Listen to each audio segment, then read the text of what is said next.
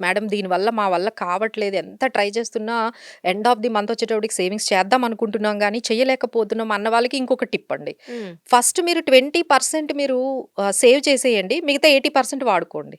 ఓహ్! First 20 పక్కకు పెట్టేసేయండి అంతే. అలాగా. సో, అంతే. మనకిప్పుడు ఎస్ఐపి అనేది ఉంది కదండీ! ఆ! మా దగ్గర చాలా మంది క్లయింట్స్ ఫిఫ్త్ డేట్ పెట్టుకుంటారు. హ్మ్. అంటే మీ సాలరీ రాగానే ఫిఫ్త్ డేట్‌కి 20,000 కట్ అయిపోయి అది ఇన్వెస్ట్‌మెంట్‌కెళ్ళిపోద్ది. ఓహ్! ఓకే.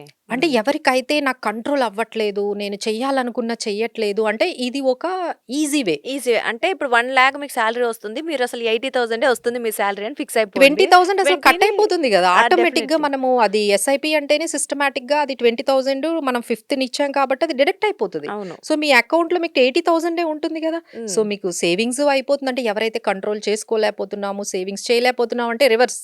హ్మ్. ముందు సేవింగ్స్ ఆటోమేటిక్‌గా. చేసేయండి. ఆటోమేటెడ్ పెట్టేసుకోండి. ఆటోమేటిక్‌గా అమౌంట్ అనేది మీకు ఇన్వెస్ట్‌మెంట్స్‌కెళ్ళిపోతది. So, you feel comfortable. Okay. ఆ 80,000 ఏదైతే 80% ఉందో హ్మ్. ఆ 80,000లోనే మీరు లీడ్ చేయడానికి ట్రై ట్రై చేసుకోవాలి. చేయాలి so, this definitely. Is one rule అండి.